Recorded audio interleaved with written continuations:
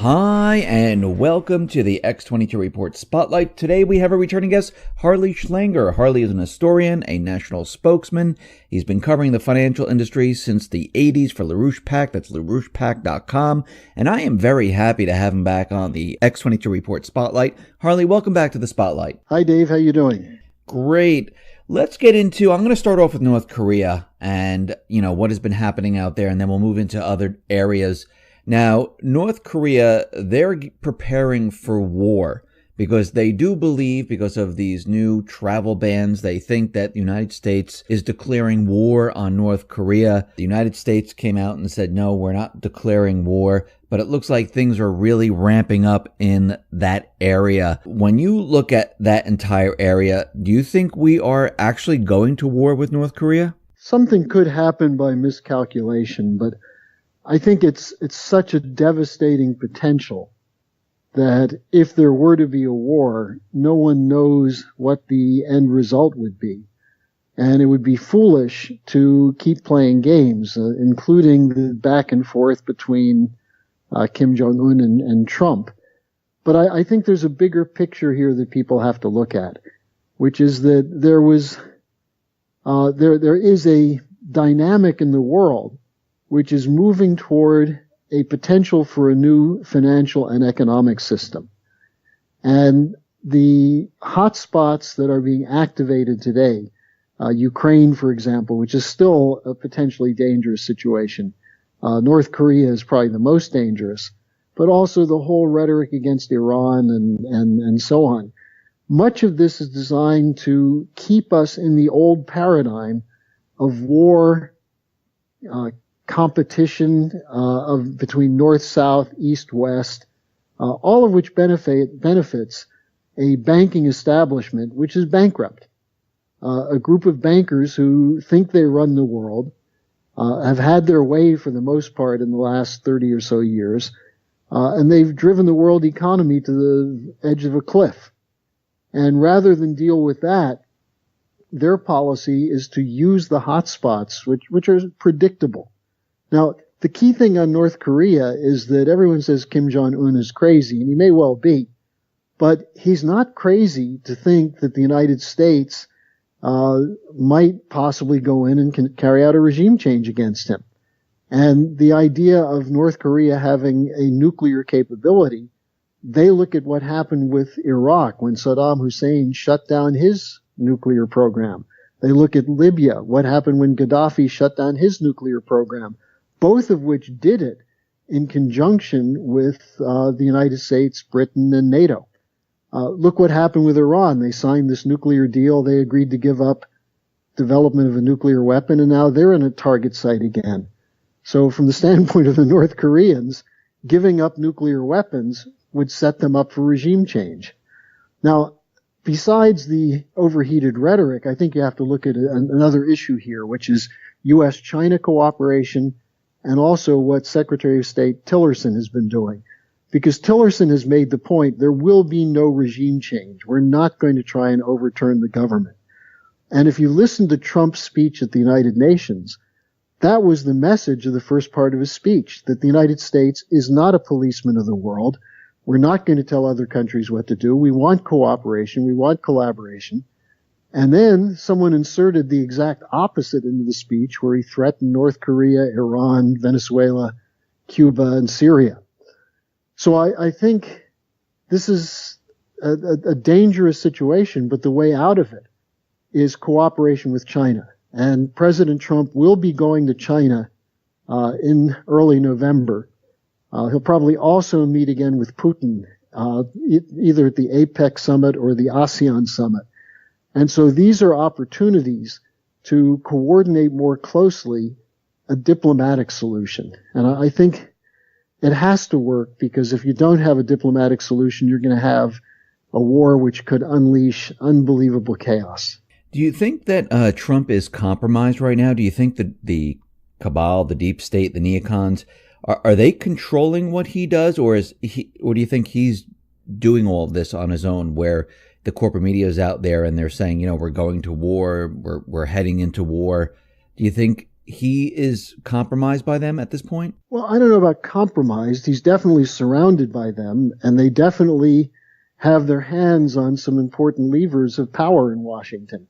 You know, the neocons were never driven out. You have this Dina Powell, who's in the National Security Staff, who's an old Bush operative.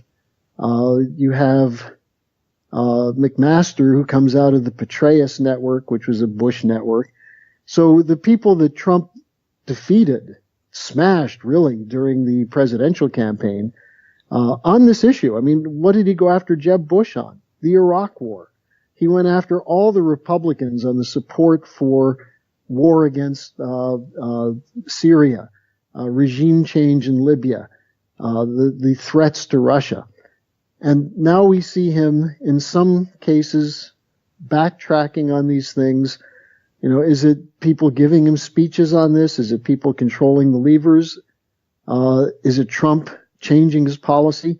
We don't really know. I don't really know. What I do know is that the inconsistency reflects the war to get rid of him. And, you know, he may think he has to make certain concessions, which I think is a mistake. I think you don't compromise with the banksters and their networks. You go after them. If you're going to call them a swamp and say you're going to drain it, you damn well better pull the plug on it.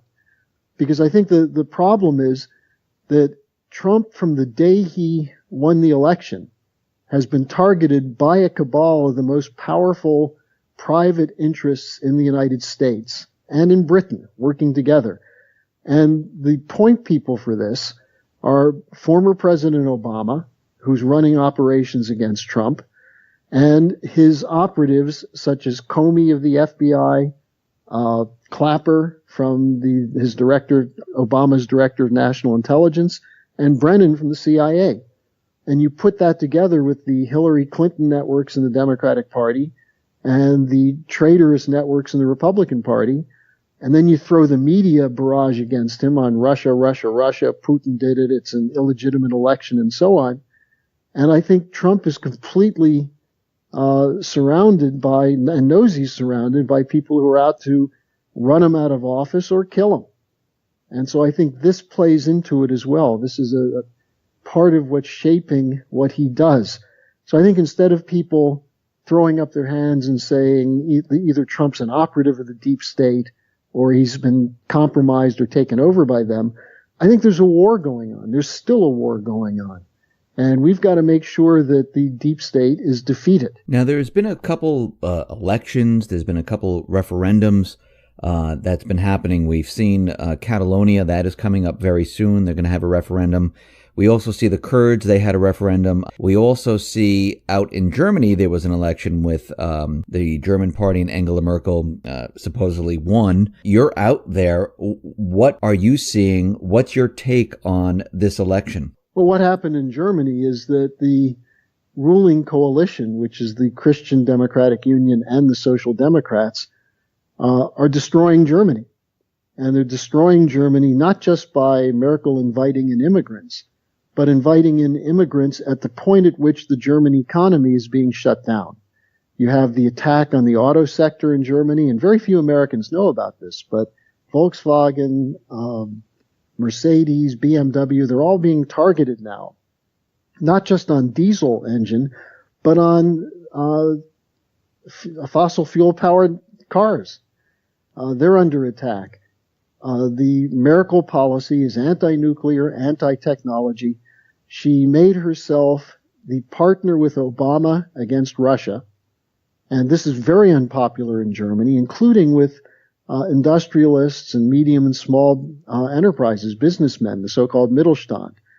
So then you add to that the dislocation from the bringing in the refugees and the fear that people have, especially older people in Germany, that they're going to lose their pensions or they're not going to be able to afford rent. And this opened the door for a collapse of the two ruling parties.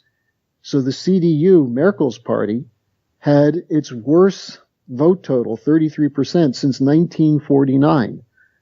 Their coalition partner, their sister party, the Christian Social Union in Bavaria, lost 10% of the vote. And then the Social Democrats had their lowest total since the time of Bismarck in the 1880s. So the three ruling parties got smashed. Now, Merkel is going to, the Social Democrats are going to go into opposition. That is, if they survive. And Merkel is going to have to choose coalition partners. And her choices are probably going to be the Greens, who are crazy, and the Free Democrats, who are the worst neoliberals out there, but who disagree with Merkel on Europe. And the other issue here is Germany's role in Europe.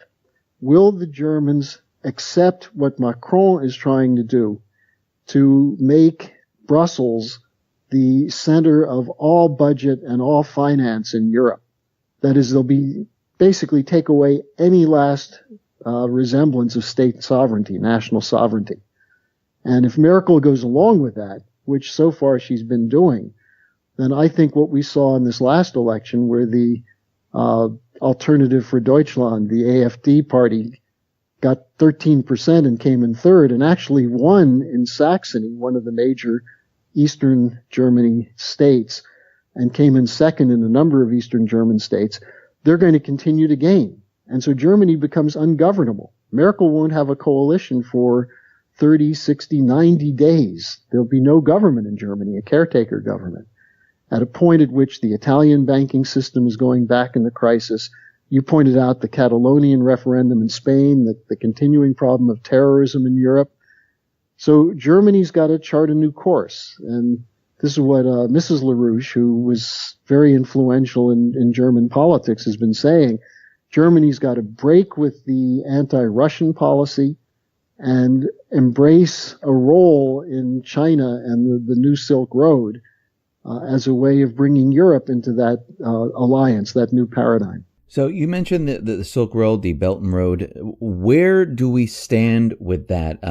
We see there's a lot of countries that are joining up with this. Parts of Europe are joining. What about the United States? Are we getting involved with the Belt and Road? Well, this is one of the casualties of the Russiagate story, because Trump had a very positive meeting back in March or April with Xi Jinping.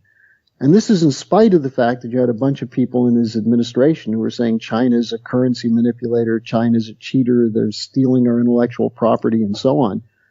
Yet he met with Xi Jinping, and then he met with Jack Ma, and he said, look, we can do business with China.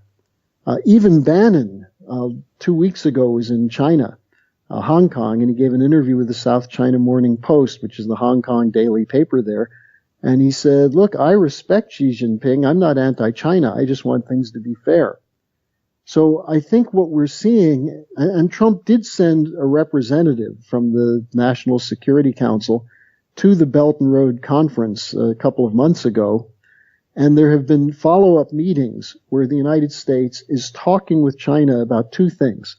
One, can American companies be brought in on some of the major Chinese infrastructure projects? And the Chinese are saying yes. And companies like Caterpillar and some of the other companies that are involved in construction are very hopeful that that can be done. Secondly, the Chinese offered, through one of their leading investment banks, to put up to $60 billion into an infrastructure program in the United States. And God knows we need investments in infrastructure in this country. And Trump is very interested in that. So the potential for the United States to work with China on major infrastructure in South Asia, in the Middle East, the Chinese are talking about spending a lot of money to rebuild Syria, in Africa. And as you mentioned, the Chinese are rebuilding ports in Piraeus and Greece. They're looking at Italian ports. They're investing. The Spanish government just said they want to work with China. So this is a new geometry, a new dynamic in the world. And I would say, just to tie these two things together, with the Brexit vote, the Trump election, and what we just saw in Germany, you have a rejection of the old neoliberal policies, the austerity policies, the deregulation of banking, the free trade policies. There's a rejection of that. We haven't yet moved to a full articulation of an alternative plan, but the Chinese are verging on that with what they're doing with infrastructure as a way of creating credit for physical production. as opposed to what central banks have been doing, creating credit to bail out banks and to keep a Ponzi scheme going. So we're caught between those two paradigms. And what we see in the United States, Dave, really quite simply, is that the media, which is part of this corporate cartel, is out to get rid of Trump because they don't want any possibility that the old paradigm will be rejected. Because if it is, the whole system goes kablooey and they'll lose everything. And the question then is, will we be able to save our country through a collaboration with China and the remnants of Europe, or will the whole world go into complete chaos? Now, Steve Mnuchin, he was out there and he was talking about sanctions on China and, China saying, don't place sanctions on us because you're going to destroy trade. The trade system will be destroyed if you do this.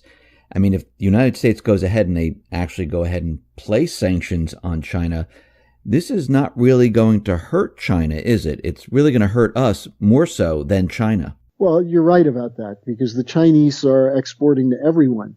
But, I think there's an interesting irony here, which is that Trump has said that he's going to have a committee or a commission look into the U.S.-China trade policies. And this is going to take 3 to 6 months before they turn out a report.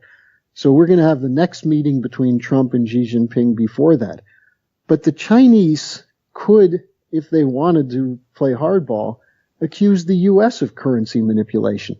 I don't think most Americans are aware of this, but the dollar is in terrible shape. I'm aware of it because I'm here in Europe where I have to pay for everything in euros. The dollar has lost 20 cents almost, 18 cents in the year that I've been here to the euro. And it's not because the euro is strong. Now, some people say there's a actual policy to weaken the dollar. I think that's partly what the Federal Reserve has been doing. But I think the other problem is that once you've gone through 6, 7, 8 years of quantitative easing, you can't go back to the old rules and say, okay, now we're going to raise interest rates and that will strengthen the dollar and restore us to the old fiscal stability. There's too much that's happened that's created macro and microeconomic changes. So nobody really knows what will happen if you start raising interest rates and then start dumping all the debt and the bonds and everything else that the central banks have bought to keep money flowing to the bankrupt, too big to fail banks. So there's what you might call unintended consequences that threaten everything. Now, China is somewhat protected. They've got a credit bubble right now, but part of their credit bubble was an overextension of consumer credit, and they're pulling that back. But the other part of what's being called a credit bubble is the tens of billions they're investing in physical economy. Now, when you invest in infrastructure, you can't get an immediate return. That is, unless you're putting up a toll booth, which is stupid, because infrastructure should be cutting-edge technologies that increase the productivity of the whole economic system, so that you have real value added to an economy. And when you do that, it doesn't show up in the balance sheet in the first, second, or third year, but it starts to show up from the creation of new jobs, productive jobs, wealth-producing companies and industries. And that's what the Chinese are doing. That's what we used to do. That was the American system of Alexander Hamilton that enabled us to pay off our Revolutionary War debt. That's what Lincoln did with his greenback policy. That's what John F. Kennedy was starting to do with his issuing of Treasury notes from his executive order in June 1963. And he was combining that with a very sensible policy, an investment tax credit that gave tax incentives for industry to invest in new plant and equipment, hiring new workers, job training, research and development, and so on. So there's a way you can do this. And I think you're right. China is doing it in a, let's not say perfect way, but much better way than we are. We're doing it in the way of a declining imperial power that's living from bubble to bubble and backing it up with military power and the black operations of the regime change and so on. And it's going to blow up. It's going to blow up in our face. And the American people are tired of this. That's why we elected Trump. And if we want it to succeed, we'd better make sure that this deep state operation is defeated. Now, it looks like the deep state, the cabal, it looks like they're making maybe a last-ditch effort in the Middle East. I mean, they're continuing with North Korea. Ukraine right now seems like it's on the back burner. But in the Middle East, we understand that Syria and Russia, they have cleared almost 90% of the country of these, paid mercenary terrorists that actually Russia's now showing proof that the United States was behind all of this. But it looks like this is Obama's regime change policy. The United States was the major supporter of Al-Qaeda and ISIS, if not directly, then knowingly, through providing weapons to the so-called opposition forces to Assad. True. But it looks like they understand that the Islamic State, Al-Qaeda, the Syrian Democratic Forces, the moderate rebels, all these different groups that they created, they're pretty much beaten at this time. And it looks like they're changing strategies. It looks like they're destroying some of the coalition bases within Syria. It's like a big mop-up operation. But everyone's looking at the referendums, like the one in Catalonia, and then there's the referendum with the Kurds. But the Kurd referendum, I see as the United States setting this up, where they, built bases, they supplied them with weapons. They said this will be, your land here, your land in Iraq. And it looks like this wasn't a natural grassroots, uprising referendum type of thing compared to Catalonia. Kirkuk, which would be the center of the Iraqi Kurdish state, is an oil center. And you have that factored into it. But you also have, this overlaps Iran, Turkey, Syria, and Iraq. And these are all states that have been targeted by the Western intelligence community, by the bankers, and others. So this is you have to factor in Israel in this. What's the Israeli policy? They want us to go to war with Iran. They are pushing for that. They're pushing the line that Iran is the terrorist state in the Middle East because of Hezbollah. And they're in a de facto alliance with the Saudis on this. So this is a very dangerous situation in terms of the Middle East. The way out of it would be to continue to work with Russia. The mopping up of the terrorists has been done by Putin's intervention into the Middle East, into Syria. And I think on some level Trump understands that. On some level the U.S. military understands it, because they are doing these deconfliction zones, these so-called safe zones in Syria with the Syrians and with the Russians. But you have another current in there, and who controls that? That's one of the things people should look at. Do you think that the deep state, they're going to use this whole Kurd type of thing to create chaos in the region? Oh, absolutely. I think that's the intent. If you go back to the creation of the modern Middle East in the period beginning with World War I through the 1920s, every one of these states that was set up was artificial.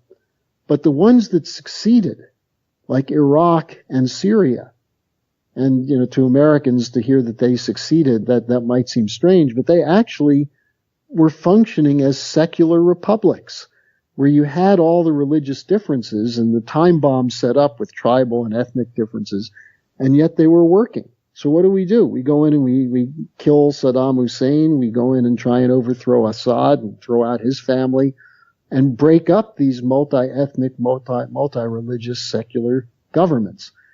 So the fact that Syria has survived is a potential for hope in this. But I think the bigger picture here is, as you're pointing out, the so-called deep state, which is really an intelligence extension of the banking community, the largest banks and insurance companies in the world, they're going to keep running these operations because they're losing. Now, it's worth noting that the Russiagate story is running on fumes right now because there's not been a shred of evidence produced and the VIPS report, the former intelligence professionals who showed that it wasn't a hack but a leak, even though that's been suppressed in the media, it's had a quite a big effect. Now think about what happened just this last week with CNN reporting that, in fact, there were FISA warrants taken out against Paul Manafort. Now, Manafort was a key operative with Roger Stone and others in getting Trump to run and coordinating his campaign. Manafort also was an advisor to the Ukrainian President Yanukovych, who was overthrown by the Soros deep state neocon operation. The first FISA warrant against Manafort was to try to shut him up so he wouldn't talk about the U.S. role in bringing this neo-Nazi regime into power in Ukraine. But the second warrant, and by the way, they admitted that they hadn't gotten any evidence of any corruption by Manafort, so they dropped it. But the second warrant was when he became part of the Trump campaign team. And so Comey and Obama and everyone else lied when they said there was no wiretapping of Trump or Trump's campaign. Now, I don't think we've made a big enough fuss over that. All these guys who are going after Trump are now exposed as liars. Again, Clapper was another case of this. Brennan is another case. Remember, Brennan was the guy who hacked into the Senate Intelligence Committee's computers to try and shut down the investigation of CIA torture. So we're dealing with a gang of criminals who are pointing the finger at Trump, saying, you've got to get this guy. And what do they do to Manafort?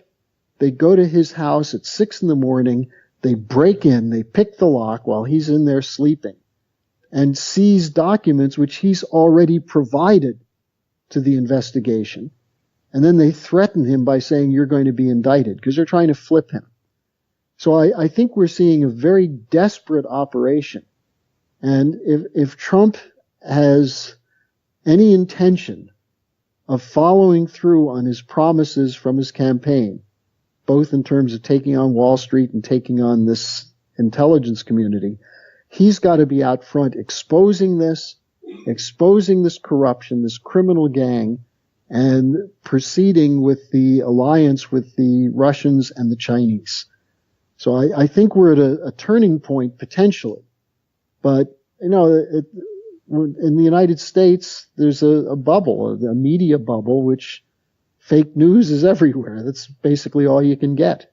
That is true. I mean, they don't report on any of this. They only report on the things they want you to hear, and everyone thinks everything else doesn't exist. And that is the bubble. And that's why Americans are pessimistic, because they say, well, we voted to get rid of Hillary and Obama and the Bush team. And what do we get? Hillary, Obama, and the Bush team.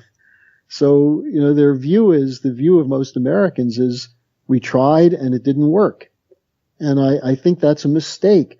The victory of Trump was not just an American victory. It was part of this dynamic, which included Brexit, which included this rejection of the Italian government with a referendum there a couple months ago.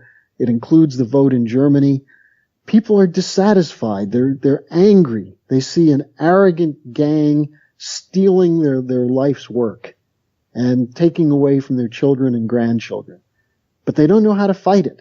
And that's where leadership is important. And that's why, we with LaRouche PAC are continuing to do what we do, because we think it's important that there be a battle of ideas, that it's not just about who has power, but who has ideas that are right and that can succeed in shifting the geometry. So where do you think this is all going at this time? Because when you look at the economy, and I'm not talking about the stock market, I'm talking about retail. You're looking at the GDP numbers, the housing numbers that came out. They're absolutely awful.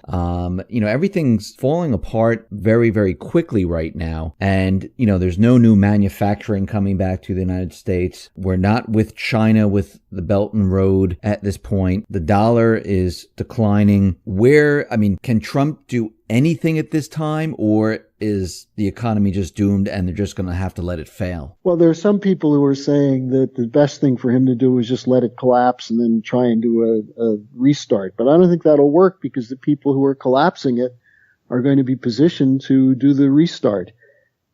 This is why you've got to go with Glass-Steagall as a starting point, because you have to take the power away from the banks. And by that, I don't just mean J.P. Morgan Chase and Goldman Sachs, but the Federal Reserve System, but the European Central Bank System.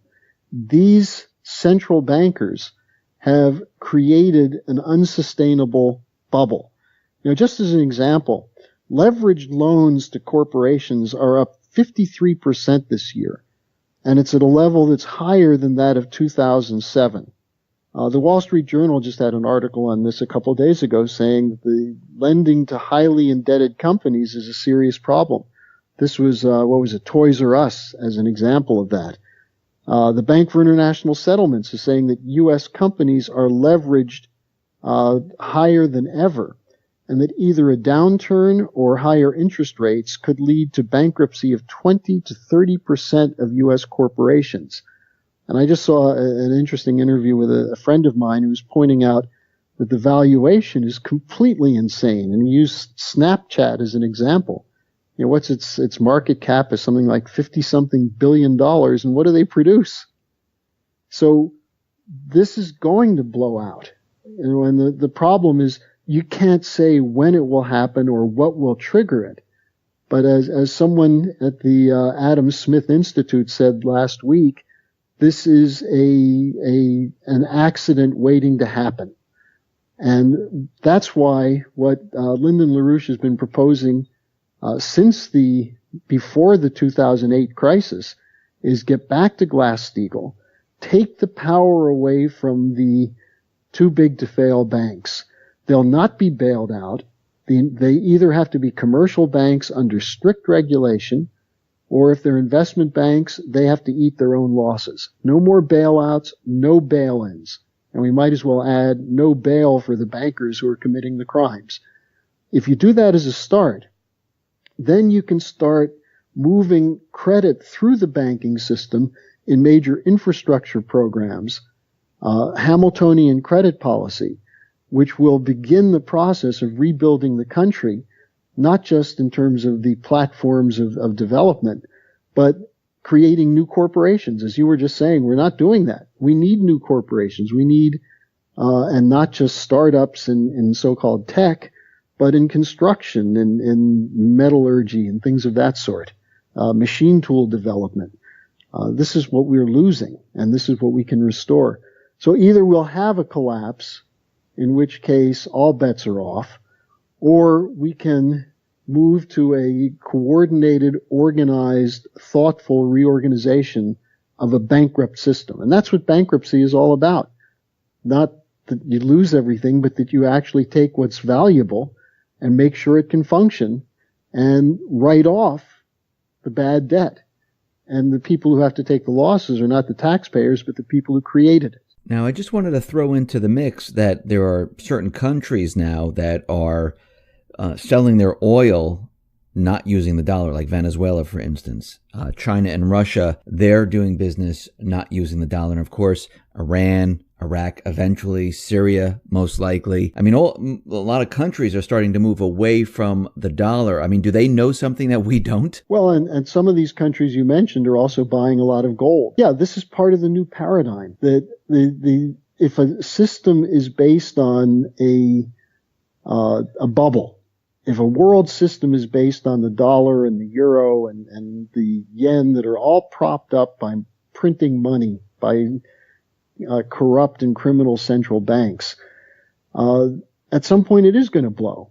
And I think what we're seeing with the convertibility of the yuan, the various kinds of discussions about oil, I don't think we have a new financial system in place yet, but I think we're seeing a return to the old thinking that currencies have to be backed by something. Now, the best situation is when currencies are backed by stable governments that are ensuring that instead of private interests running the countries are allowing the people to make the decisions and put the investments in areas that will increase real production. So I think that and also you see this with the cryptocurrencies, people who are bailing out on the existing system. You can't overturn it and expect to survive, given that we have over 7 billion people who are interdependent. You need something that will coordinate a cooperative effort to build value. And that's why I think the Belt and Road Initiative is so promising. You look at Africa, which 20 years ago, Africa was a failed continent, a dying continent, the remnants of a colonial looting. And now we see some of the higher growth rates in countries like Ethiopia. And the Chinese are heavily investing now in countries that don't have raw materials, but they're training people and they're building railroads and power plants. And so, I think you're right. There's definitely something in the works. People shouldn't fear it. People should embrace it, because this old system is dead. It's really, the old joke about you're on the Titanic and you're rearranging deck chairs. That's exactly where we are now, and it's time to get off the Titanic and build something new. I agree with you. Harley, thank you very much for being on the X22 Report Spotlight. I really appreciate it. Once again, how can people see your work? Well, we just set up something new where people can go to be in touch with me. It's on the LaRouche PAC site, and it's lpac.co/Harley. And if you want to write to me, it will get directly to me through that. It's the best way to do it. I was somewhat overwhelmed by emails from your listeners, and I did answer them all, but this is a better way to handle it. And I'll also be posting articles and other interviews, so people can go to lpac.co/Harley and get in touch with me. Harley, I'll put that link at the bottom of the video so everyone can just click on it and go right over there. Once again, thank you very much for being on the Spotlight. I really appreciate it. My pleasure, Dave. I always enjoy talking with you. Me too. Thank you.